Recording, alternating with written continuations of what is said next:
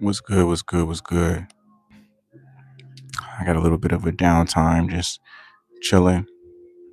I might delete this live. Just got back from taking a walk around the little towns in Yosemite, doing a little gift shopping and shopping around, getting some groceries. Probably grill a steak tonight. So just out here chilling, man. Chilling, nothing going on. Slow motion. Hope you guys having a blessed day out here in nature. Beautiful setting.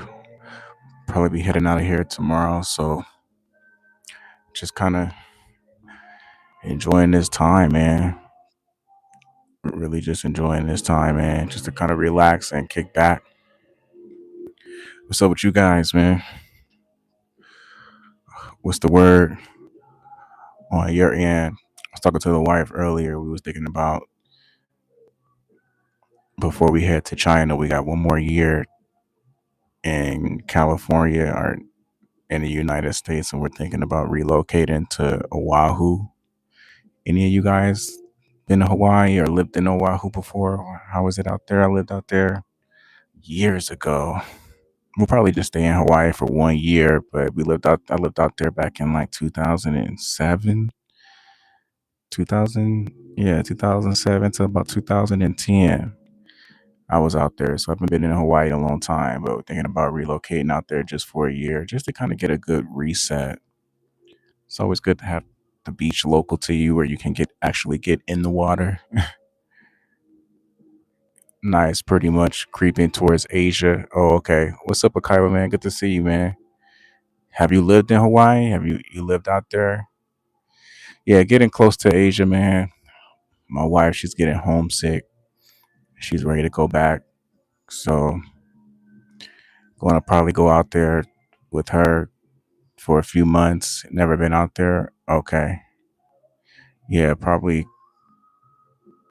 because I told her, in my opinion, I think Hawaii would be a better exit from America going to China, only because I think about China and I think about just so crowded and a lot of adjusting and adapting and moving around. I just think of like a lot of mental stress if you don't live there. Oh, nice. Nice. Oh, that's dope. That's dope. Yeah, man, I miss going to the gym. I haven't been to the gym out here this trip. That's I'm so glad you said that. That's one thing I'm looking forward to, man. Getting back to the regulars, getting back into that gym, man. When you notice when you don't go to the gym after a certain period of time, when you may be vacationing or traveling, you feel it mentally, bro. Like you just be feeling unmotivated. That gym does something to your brain, man. When you go and get a good workout session, your mind just feels so much more ready to handle the day. You know what I'm saying? Like you miss those gym days, bro. You just be feeling like you don't be feeling motivated to do nothing, bro. Man, yeah, I'm so glad you said that. Yeah, I miss turning up in the gym, man. That's one thing I do enjoy when I'm back in my regular routine after work. It's just the gym. Vacations, unless you got a good local gym you could check out, it'd be messing up the routine. Unless you do like calisthenics or something like that outdoors, you can always walk and jog and do things like that. But yeah, that's one thing I'm looking forward to. But yeah, man, she decided, the wife decided, man. She's like, yeah, she wants to go back home to China.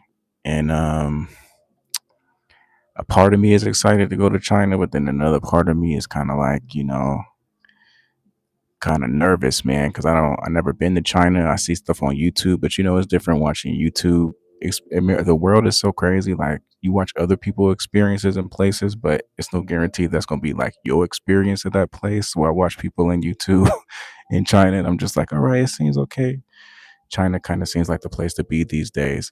Yeah, I agree. I look at some footage, and it depends on what part of China you in. I just want to go to the nature part of China's. I look in China, I see some of the huge mountains and lakes and stuff like that, and see some of the city too. But I'm more so interested in like the country parts, at least with development and quality of life, as long as you have the income.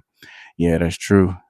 Yeah, if you got the bread, and I would say if you understand the culture and the history and respectful to just how they do things, you should be fine. Essentially, my wife has family in Hong Kong and in Shenzhen.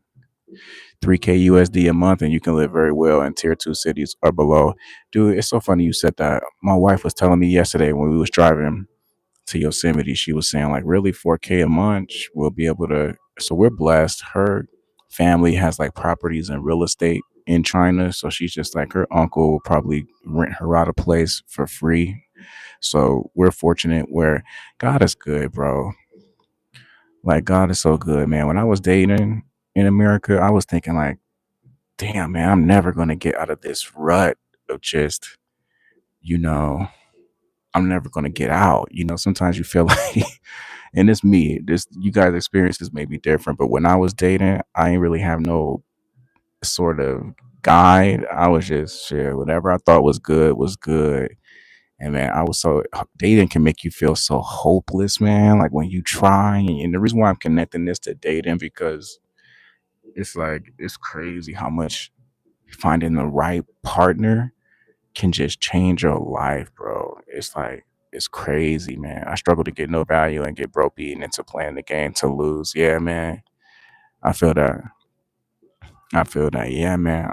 I met my wife on a dating app, bro. I met her on the Black app. I don't know if you guys familiar with the Black app, but when I met her on there, the app was kind of new. It's called the Black app. It was in my mind a place for black folks to kind of meet other black people, especially like in cities where it's not a lot of you guys. So, of course, when you get apps for black folks, everybody and their mama gonna be on that. So it's like, it ain't gonna just all be black people. It's everybody and their mama on there, right? And I always joke with my wife, like she's Chinese from fucking Shenzhen, Hong Kong. I'm like, why was you on the Black app? Met her on the app.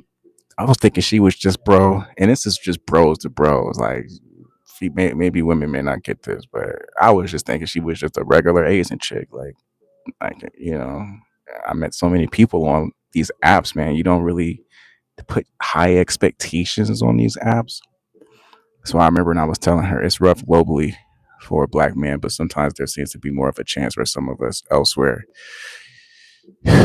Well, man, I'm gonna be honest with you, man. I met my wife in America. I can't say if I would have went to another country if I would have pulled the same chance, man. It's like as much as America pissed me off, it's weird. It's like you gotta be resilient and you gotta keep trying, like, and you gotta not give up to really win. It's like if you're one of those type of people where you just like, fuck, I met one or two girls, it ain't really work out. I give up. If you give up easily, America's the last place you want to date. You got to keep trying. That's one thing I noticed about the dating scene in America. You got to keep trying and keep trying. Even like when I met my wife, I was so through the ringer, bro. I was so done.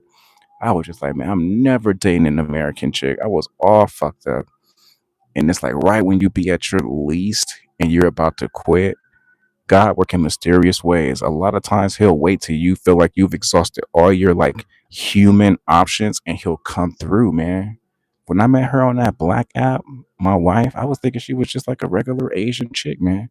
And I remember when when I first met her, because in America, you feel like as a man, you gotta like prove to a woman that you can provide. Like, like, yeah, I'm working and, I got, some money saved and I do this, I do that, depending on the dude. But you just be feeling like, especially if you feel like you met a catch, you be having to let them know like what you do. Uh, he says, hi there. I have a question for you. What was the most beautiful moment of your life? Will you remember it until the end? Will you still be grateful for that? I would say one of the most beautiful moments in my life. Um, That's an awesome question. Thank you for that, Scooby 911. I really appreciate that thought. The most beautiful moment in my life was when me and my wife had our daughter, and I didn't have to be the baby daddy anymore. Like I didn't have to be the weekend dad where I can only see my kid like every other weekend, if that. I didn't have to be the few times a year dad anymore. It was like it was my first opportunity to really be a full time father. And when she was born, and just like knowing like I didn't have to be like separated from her mom, we were working things out.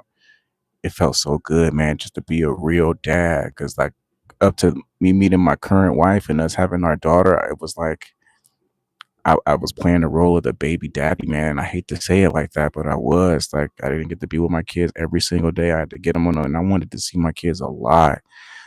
I just made poor choices, man, when I was dating, man, and I don't regret it because I love my kids, but it cost me that opportunity to be there every day and to really show the world, like, no, I'm actually a real father. I'm like the real deal. But when you get with the wrong person that's not really meant for you long term, it make you look like a piece of shit as a father because you done made a kid with this person. You're not there every day. Like picking the wrong person, you can be before you have kids, you could be an amazing father potential. You might be the type of guy that's like, man, I'm gonna have kids and I'm gonna be there. I'm gonna show up for my kids. This is before you have kids as a man in America. You might be a righteous man. But if you get with a woman that there's no real long term compatibility or you guys just are not a good fit long term, you'll look like a piece of shit father just for the sake of you picking a person that's not meant for you long term. It's so important who you make kids with, man. I wish I would have really hammered that shit in my head. But that's one moment I would be always grateful for, man, is the opportunity to be a full time father, man. And I've always showed up for my kids, even with my son and my daughter having to be long distance. I've always did what I had to do to show up. But when you're full time, it's a big difference. But yeah, when you dating in America, man, you just gotta keep going. So when I met my wife on a black app, I remember telling her, I was like, yeah, I'm working here and just about to get my license in therapy, and I got a little bit of money for retirement saved up. And she was like, I got more money than you. I'm like, she was kind of laughing at me at first, like, why are you telling me about this money you got? I got more money than you. She's really humble, but it kind of fucked me up. I was like, and I wasn't trying to like see who pockets was deeper, but she's like, I got more money than you. I'm like, all right. I didn't know her at that time. I'm not the type of dude where living with my grandma growing up in Detroit, I've always told myself like I'm not. I don't want to be under the thumb of like a female. Like I want my own. I've always had my own. Whatever I got to do to get my own, like I'm gonna do it. Like I never was the type of guy that's like, oh, let me. Like I was always with chicks that didn't really have much. you know, I was with a lot of chicks who didn't have a lot of money. I was always like the breadwinner. I didn't mind. You know. So when I met my wife, it was weird. I'm like, what do you mean you got more money than me? Like, I guess. And yeah, man. It's just like the rest is history, bro. The rest is history, bro. Like, don't give up, man. Like, if you really, as a man, want a relationship, because some dudes don't want a relationship. They'd rather just have sex and just be independent, and that's for them. But then you got some dudes that's like, man, I'm tired of just having sex, and it's like I'm basically tricking. I'm not getting nothing out of it because she probably sleeping with two or three other guys. Some dudes, as they get older, they grow out of that. So great. I'm so happy for you. Whenever life pulls you down, don't forget to remember those moments. That's within you. Have greater days ahead, man. Yeah, I appreciate that, Scooby. You right, man. You right. Just stay positive. Think about those grateful moments. Think about those moments that make your life meaningful. You're absolutely right. And I needed to hear that too, because this morning I was kind of going in on Yosemite, like, damn, I feel like you can't be black anywhere in America. Even at a national park, man, you just wanna let your guard down, let your kids have fun, and you know, it's so hard being black, man. It's so hard being black, man. You know what I'm saying? I feel like God gave us this uniform, man, and gave us this assignment, man. And sometimes I just be thinking like, man, this shit's so fucking hard. Like I be thinking that like I'm living outside of my body and shit. Sometimes I just want to go out and just blend in. Like I don't want to go out worrying about racism. I want to go out because I even find myself doing shit where I'm like looking for it. Like it's hard for me just to just relax in certain environments, man. It's hard being black, man. It's hard, man. I don't care what no black person tell you, man. It's hard being a black man. but we got to keep fighting. Like I feel like you carrying so much shit, like, and it's like to other people, I can see where it would come off negative. I can see that, but like it's not always negative. Sometimes you just the shit you carrying as a spirit, as a soul, that shit be a lot, man. It'd be a lot. I haven't been going to church as much, and I haven't been connected with my pastor as much because of all this shit I be thinking about with this race shit, man. The war is outside, brother. It's within ourselves. Take control of your mind. Meditate. Yeah, man. I wish we had more black elders, man, who were like guru level, who can really help a lot of us as younger black people to kind of like exceed and excel beyond the racism. Like, dude, this shit's gonna be out there. Don't get caught up in that. Just rise above it. Like, you don't gotta necessarily invalidate your experience, but you ain't gotta be consumed by it. Like, go out there and go win. Go out there, and I hate to put the burden on other people because I know you guys are probably thinking, man, just pick up yourself by your bootstraps, man, and just go out there and do it. But it's not that easy doing it by yourself. Like we're born in this race as humans to be a part of a community, to be a part of something. When you start leading with, oh, I can do all of this on my own and do this all on my own, then you start negating the community. We need black community today. Okay. So I understand the value of thinking for yourself too, but I also understand the value of having elders, having that community of people that can kind of be like, hey, we can push through this. We can push through this. We don't gotta be hateful. We don't gotta be stressed every day. We don't gotta be like this. And I can't think of one person I can really point to and be like, yeah, man, that's who I want to be like. You know, that's who I want to be like. So people taking it all on themselves and they're like, I can't solve the problem, I can't fight it, so I'm just gonna run away from it. I'm gonna go somewhere else off in the world, die off, and just be forgotten about. Like that's basically I'll go out somewhere else in the world. I'm just gonna put this shit behind me, try to get a little bit of happiness out of this breath of life, and just expire, man. And I just felt like we're so capable of more. But I appreciate you, Scooby. Just your positivity and your energy. It's just so hard being black, bro. It's hard, man. It's hard. That's why I like the military because for a brief second in my life, I could just interact with different cultures and different people. And we had a theme of just the goal for our mission was the goal. You didn't need to worry about your race or your culture. Just everybody work together, do what you were trained to do to get the fucking mission done. That's it. And in that structure, you're not overthinking about race. You're not overthinking about anything because you all are wearing the same uniform. You got so many of your brothers with you who are with you as even think about that shit. I miss that, man. Yeah, there were parts of the military where I'm just kind of like, oh, I don't really miss that piece, but for the most part, I loved being able to live and not think about my fucking race, man. I loved it, man. And one of my best friends when I was active was a white dude, white boy, fucking homie. Like, talk to him about every fucking thing, man.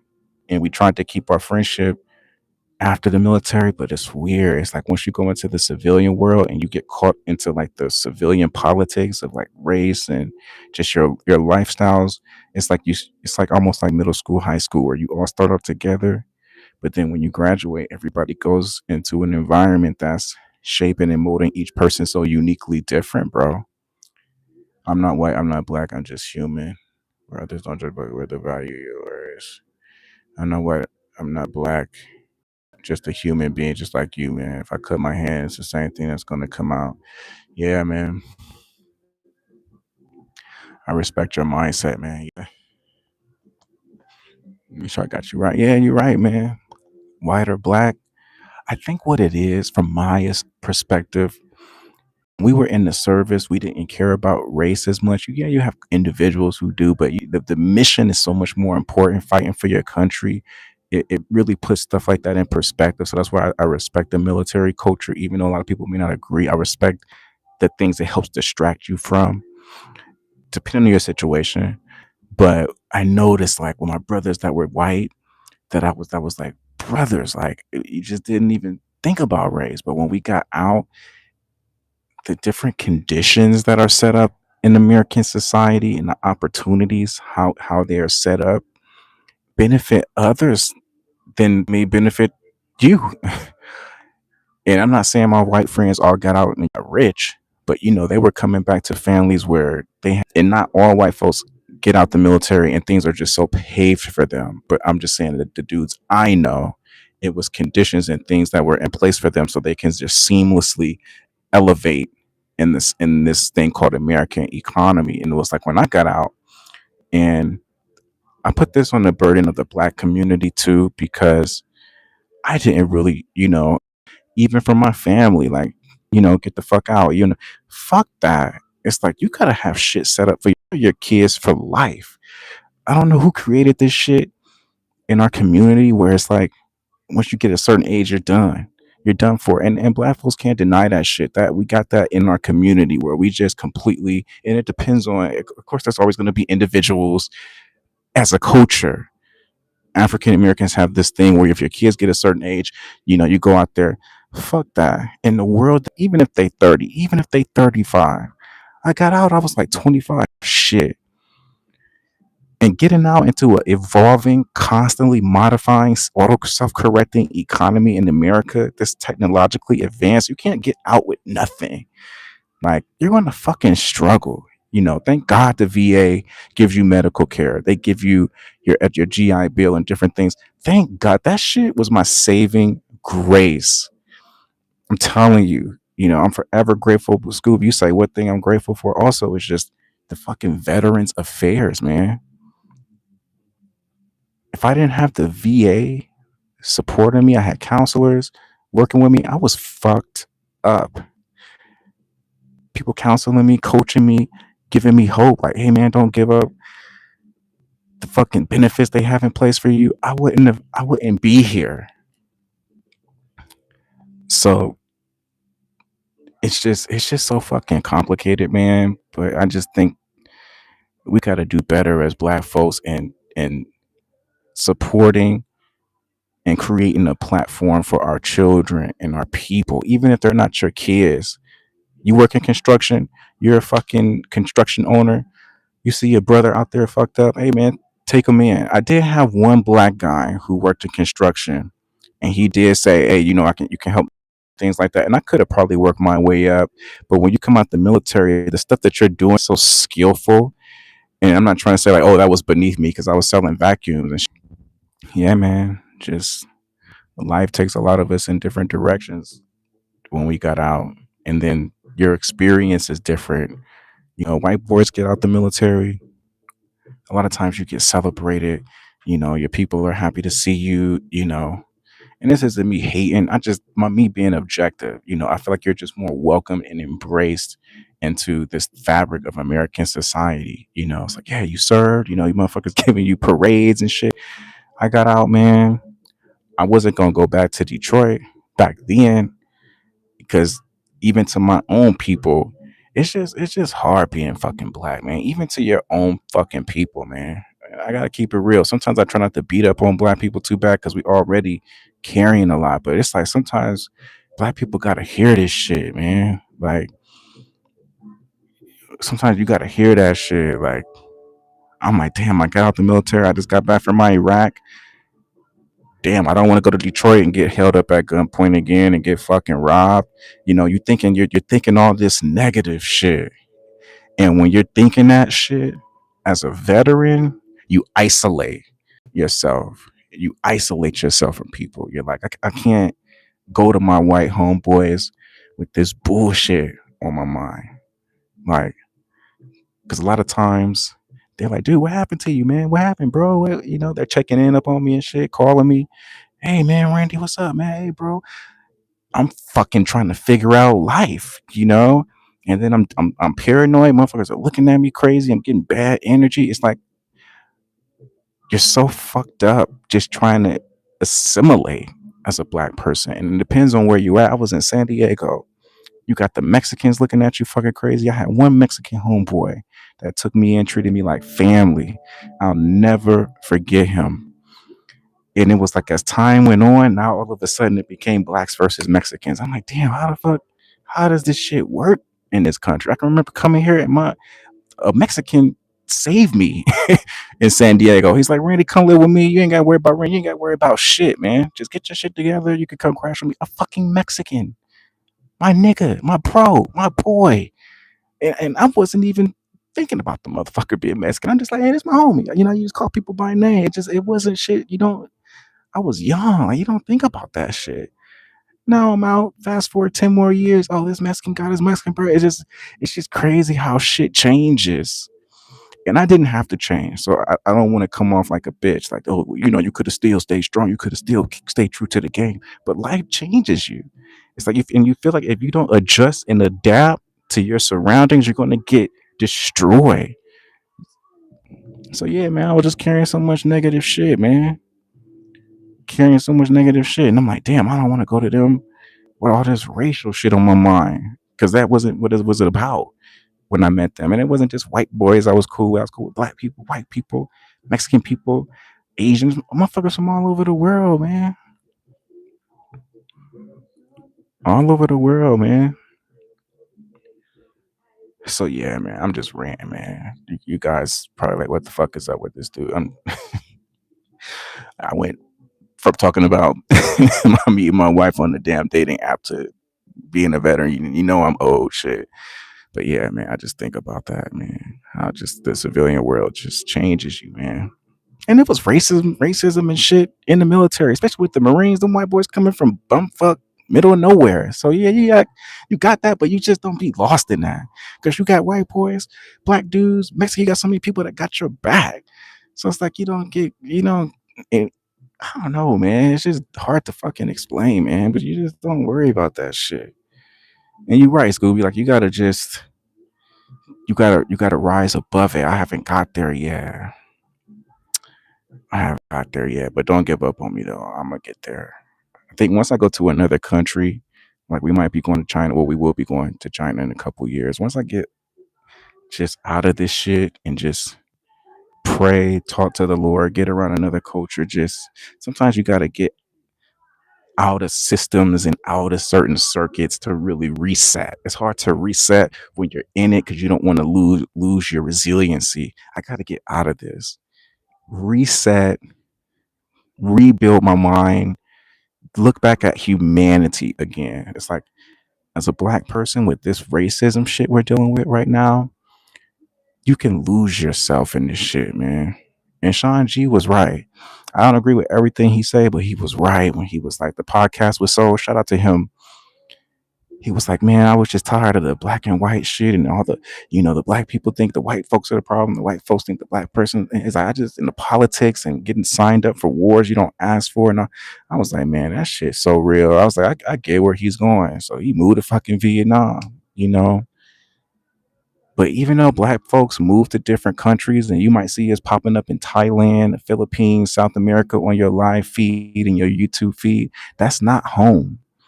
You know what I'm saying? And I'm questioning if this world is even home for us, but that's not home, man. You're just getting a way to escape and to pour into yourself. It's really what's going on because you just feel like you're so consumed by this shit in America, man. So my video titles and my topics gonna be a lot different in China. I'm gonna try not to talk too much about, but I don't want to not talk about it because I don't want to invalidate the black folks who here going through this shit. It's like I don't want to abandon them. It's so easy for me to go off to China, live like a fucking king, and just don't even think about black people no more. But I just don't want to be that guy, man, because I know there's one young black person who don't know what the fuck is going on, and that I could be that voice for them and what they're experiencing. So I just don't want to give up on my community. So it's just complicated, man. It's complicated being black. It's so hard being fucking black, man. That's why I just pray every day, man. You guys pray for me. I'm praying for you. Pray for my community, the black men, the black women, especially the black men, man. Pray for us right now, man. It's some shit that's going on in the air and it's trying to destroy us and our connection to humanity with this shit that we're dealing with, man. Just pray for us, man. That God to help restore us and heal us, man. Guess I'm gonna get up out of here, man. And I appreciate you guys rocking with me. It's hard being black, bro. But I'm thankful, I'm grateful. It could be harder, it can be worse. I'm thankful for my ancestors, the sacrifices that they've made for the luxuries that I have that I might take for granted. And I'm thankful for the military who fight and sacrifice their lives for me to have these comforts and luxuries in this country that I'm in today. But it's just complicated, man. It's like a love hate relationship where it's like you love her, but she giving me hell. But I love her though. All right, man. Um, hope you guys have a blessed night. Appreciate you guys rocking with me, man. Just pray for me, man. I'm out.